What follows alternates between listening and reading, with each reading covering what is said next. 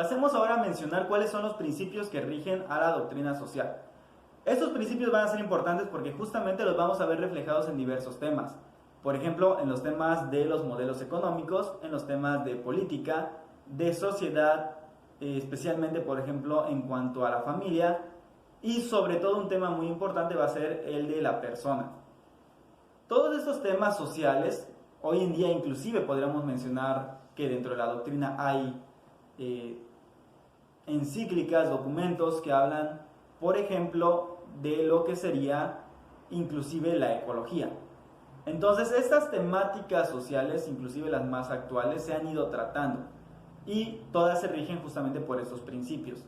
Vamos a ver cómo estos principios se reflejan, pero primero, lógicamente, veamos a qué se refieren cada uno de ellos. Bien, comencemos entonces analizando los principios de la Iglesia Católica. Para eso hay que considerar las fuentes. En este caso vamos a utilizar como fuentes sobre todo lo que es el compendio de la doctrina social. Hay muchos principios, pero vamos a comenzar con los más básicos. Son básicamente 4, o sea, los básicos son 4. Tenemos en primer lugar la dignidad de la persona humana. Este es el primer principio, la primera columna de la doctrina social. ¿En qué consiste este principio? Que aparte es uno de los principios más clásicos de la doctrina netamente también cristiana, que es justamente el de la dignidad de la persona y que también es donde surgen los derechos humanos. Pensar correctamente sobre la sociedad, la política y la economía y cultura, pues significa en primer lugar comprender correctamente quién es la persona. Hay que recordar que el concepto persona surge justamente como consecuencia, o parte mejor dicho, de estos debates que se tuvieron sobre la naturaleza de Jesucristo y que conllevaron diferenciar entre que una cosa es naturaleza y otra cosa era propiamente la persona. A partir de esa discusión es que surge el concepto persona, que ya luego se va a aplicar también a derivar como esta individualidad al ser humano, y que entonces así vamos a tener lo que es esta dignidad o este concepto de persona como lo entendemos hoy en día y que ha ido evolucionando a partir de esta idea cristiana. Bueno, tenemos entonces por un lado esta parte, toda persona dentro de la visión de la doctrina social y del cristianismo en general ha sido creada a imagen de Dios, imagen y semejanza hay que aclarar, de Dios, y por lo tanto posee una dignidad que va a ser inalienable, y por lo cual debe ser tratada siempre como un fin y no solo como un medio. Este aspecto lo retoma también Kant en la época moderna, Immanuel Kant, cuando habla justamente de que el ser humano es una autonomía, o es autonomía, y que por lo tanto nadie puede utilizarlo como medio. El ser humano es siempre un fin en sí mismo. Aquí tenemos también aspectos de que hay que pensar que justamente esta dignidad la Iglesia no la piensa en primer lugar en el Estado o en el partido o la tribu, o sea, la piensa en las personas individuales. Eso, por ejemplo, lo aleja bastante de cómo lo vería el socialismo. Y por lo tanto, el Estado en particular tiene el deber de tutelar los derechos de las personas, derechos que no provienen del Estado en la visión cristiana, sino que provienen del Creador. Si lo queremos poner en términos más estoicos o más de la filosofía clásica, pues diríamos que proviene de la naturaleza. En la visión cristiana, esta naturaleza pues ha sido creada por Dios, por lo tanto, pues tendríamos que Dios mismo lo ha proporcionado. El punto es que tanto en la visión de la ley natural como en la visión de un creador o de Dios, estos derechos no son una dádiva del Estado, sino que estos derechos están inclusive previos a la existencia del Estado y los tenemos por el solo hecho de ser individuos humanos. Y por lo tanto no dependerían o no deben depender de las decisiones políticas, que al fin y al cabo se trata más de una fuerza de poder y que por lo tanto pueden ser manipulados por cuestiones ajenas a la dignidad. Es decir, lo pueden interpretar de otras formas dependiendo de la cuota de poder de los grupos interesados hacia la que se vaya. Tenemos un segundo principio, el del bien común. En este caso, el principio del bien común es definido por el Concilio Vaticano II, como el conjunto de condiciones de la vida social que hacen posible a las asociaciones y a cada uno de sus miembros el logro más pleno y fácil de la propia perfección. Y ahí lo podemos ver en una encíclica llamada Gaudium Spes. El hombre creado a imagen de Dios, que como ya hemos mencionado en la visión cristiana, específicamente en la católica y ortodoxa, es una comunión trinitaria. En esto se fundamentaría esta visión, en que si Dios es comunidad, entonces el ser humano también tiene que trabajar en comunidad, y trabajar y vivir en comunidad implica que hay bienes que no son de uno o de otro, sino que son bienes que nos corresponden a todos. Pongámonos a pensar en el ejemplo de un salón de clases. Si un salón de clases se ensucia, obviamente es consecuencia de acciones individuales, pero al final que se mantenga sucio es un problema de todos, no solamente de uno. Hay muchas razones por las cuales se haber ensuciado. Entonces, entre todos tienen que limpiar y entre todos tienen que hacer las cosas, porque es un lugar que le corresponde a todos. Lo mismo pasaría si mencionamos, por ejemplo, el medio ambiente. El medio ambiente no es algo que únicamente uno tenga que preocuparse por ello. Toda la sociedad entera tiene que preocuparse, porque es toda la sociedad entera la que depende y vive de ese medio ambiente. Continuemos. El bien común es un bien de la sociedad como tal, un bien nuestro y no solamente mío, ni tampoco solo tuyo, y mucho menos de una colectividad abstracta exterior a nosotros, como podría ser el concepto Estado. Y el bien común nos permite expresarnos como sujeto común, nosotros, o sea, un nosotros y por lo tanto un nuestro, y no simplemente un mío y un tuyo. Y por lo tanto, como somos esencialmente sociales, hay que recordar esa parte del ser humano es esencialmente social, como diría Aristóteles, y por lo tanto requiere de relaciones interpersonales, pues para nuestra propia realización y realización de la sociedad dependemos de este bien común. Vamos a pasar a un tercer principio, el principio de subsidiariedad. Este concepto, que la verdad sí es un poquito complicado de decir, porque sí como que se traba un poco la lengua, pero bueno, el principio de subsidiariedad básicamente nos dice que las decisiones de la sociedad deben dejarse al nivel más bajo posible. ¿Qué significa esto? Básicamente que nadie tiene por qué meterse en las decisiones de grupos o de personas sin la necesidad de realmente hacerlo. En pocas palabras, solamente hay que intrometerse, no intrometerse, vamos a cambiar el concepto. Solamente hay que intervenir cuando sea realmente necesario.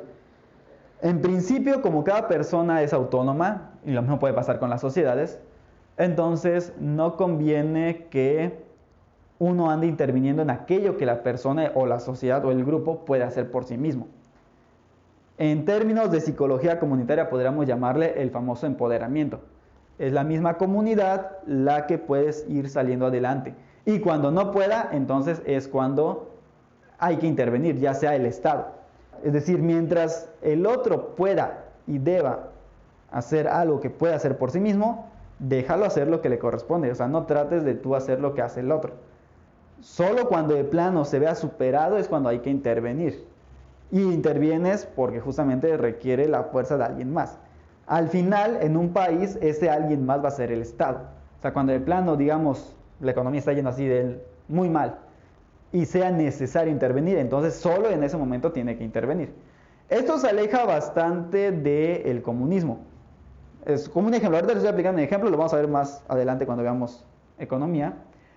Pero en el comunismo el Estado interviene no solamente constantemente, sino que todo lo controla el Estado. No deja que el individuo se desarrolle, porque todo lo quiere controlar a través del control de los medios de producción. En el capitalismo pasa algo un poquito contrario, y depende del tipo de capitalismo. El modelo keynesiano a cada rato anda interviniendo el Estado para rescatar, muchas veces con políticas que son contrarias realmente al libre mercado. En un capitalismo puro, el Estado no intervendría a menos que sea como juez, pero en realidad el Estado no intervendría, y que de alguna manera evite, pues, obviamente una competencia desigual. Eso lo vemos más adelante, pero son ejemplos. Entonces, ¿a qué nos invita el principio de subsidiariedad? Básicamente enseña que ya mencioné que tiene que tomarse o dejarse a nivel más bajo, más cercano de las personas sobre las decisiones, y que este principio surge justamente como contrario al totalitarismo con doctrinas centralistas donde subordinan a la persona al Estado, es decir, donde prácticamente el Estado lo hace todo. Nos invita a buscar soluciones a los problemas sociales primero en el sector privado antes de solicitar la intervención del Estado. Entonces, cuando el sector privado no puede, entonces sí que intervenga el Estado. En este caso, el primero en explicarlo fue el Papa Pío XI en la encíclica Quadragésima Anno, pero varias veces el propio Papa León XIII, que recuerden que es antes, o sea, Pío XI es muy posterior a León XIII, pero ya desde León XIII ya había habido esto de que es necesario limitar la intervención del Estado, sobre todo en la intromisión que luego el Estado hacía sobre el individuo, la familia y la sociedad como tal. Y que el Estado existe para tutelar los derechos de estos, no para estarlos sofocando. Pasemos entonces al cuarto principio, la solidaridad. Este cuarto principio es también muy básico. El que se enfocó mucho en él fue Juan Pablo II, en su encíclica. De hecho, tuvo muchas encíclicas donde habla de la solidaridad, pero vamos a decir que la más sobresaliente sería la de Sollicitudo Rei Socialis, que será la pronunciación eclesial del latín. Si lo quieren decir en un término más clásico, pues sería Sollicitudo Rei Socialis. Creo. Bueno, no importa. El punto es el punto es el siguiente. Este principio de solidaridad nos dice que ante la globalización, la interdependencia de los hombres y de los pueblos, hay que tener presente que la familia humana es una. Entonces la solidaridad invita realmente a crecer en la sensibilidad que se tiene hacia los demás, en esta necesidad que tenemos de apoyarnos mutuamente. Y por lo tanto, realmente es una virtud la solidaridad. No es simplemente un sentimiento de vaga compasión, no es simplemente algo superficial de una ternura, sino que realmente implica un trabajo entre todos, donde buscamos el bien de todos y donde realmente te interesas por el otro. Entonces sí hay que crecer la sensibilidad, sobre todo a aquellos que sufren, y por lo tanto ayudar en consecuencia. Como se imaginarán, esto tiene mucho que ver con la cuestión social. Y en general todo tiene que ver con la cuestión social, porque por eso es doctrina social, pero pues hay unas que se aplican en diferentes aspectos. De hecho hay muchos aspectos en los que lo podemos aplicar. Por ejemplo, el de subsidiariedad, si lo aplicamos a la cuestión de la familia, podríamos decir que en una familia a los hijos, pues también hay que dejarles su espacio de que ellos decidan y hagan. Solo cuando el hijo de plano esté en una situación en la que no pueda, o que por su edad o por la situación en la que esté, tenga que intervenir el padre, entonces que intervenga. Pero en lo que no tenga que intervenir el padre, no tiene que intervenir, vaya. Es decir, en este sentido, tener el poder no implica que tengas que estarlo ejerciendo y estar ahí detrás de uno, como sobreprotegiendo.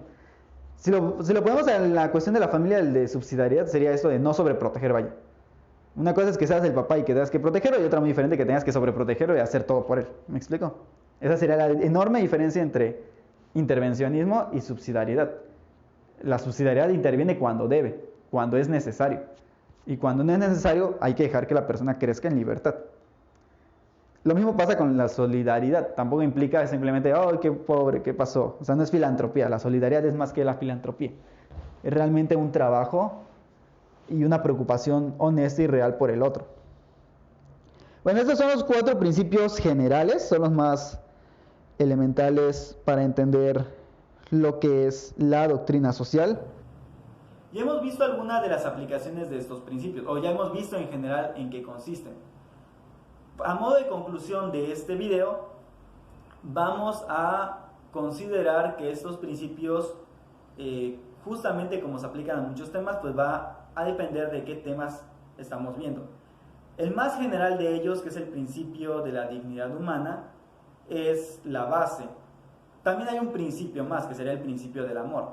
Este principio del amor, pues es un principio que se fundamenta tanto en las escrituras judeocristianas, especialmente, por ejemplo, a partir del mandamiento del amor que hace Jesús a sus discípulos en los evangelios, pero también se fundamenta en justamente nuestra humanidad, en aquello que nos une, que todos somos personas humanas y como personas humanas tenemos una dignidad. dignidad que también está reconocida dentro de los mismos derechos humanos. Entonces estamos hablando que no es un principio que sea exclusivo de la Iglesia Católica o de la religión, sin embargo, de alguna forma tiene su influencia o ha nacido justamente de allá. Consideremos esto para poder ver de qué formas vamos a ir viendo reflejado estos principios en los diversos temas. Son temas de economía, de política, de sociedad que es importante considerar para ver de qué manera podemos hacer esto una sociedad más justa, que al fin y al cabo es justamente la razón por la cual las mismas encíclicas y documentos aparecen abiertos no solamente a los creyentes de la religión católica, sino a cualquier persona de buena voluntad, sin importar diversos factores que puedan estar afectando. Mientras que la voluntad de querer que este mundo mejor esté, pues va a ser una propuesta o va a ser ciertos principios a los cuales se podría uno apegar. ¿Por qué? Porque no solamente responden a cuestiones teológicas, sino también a cuestiones netamente de humanidad y de ciencia social.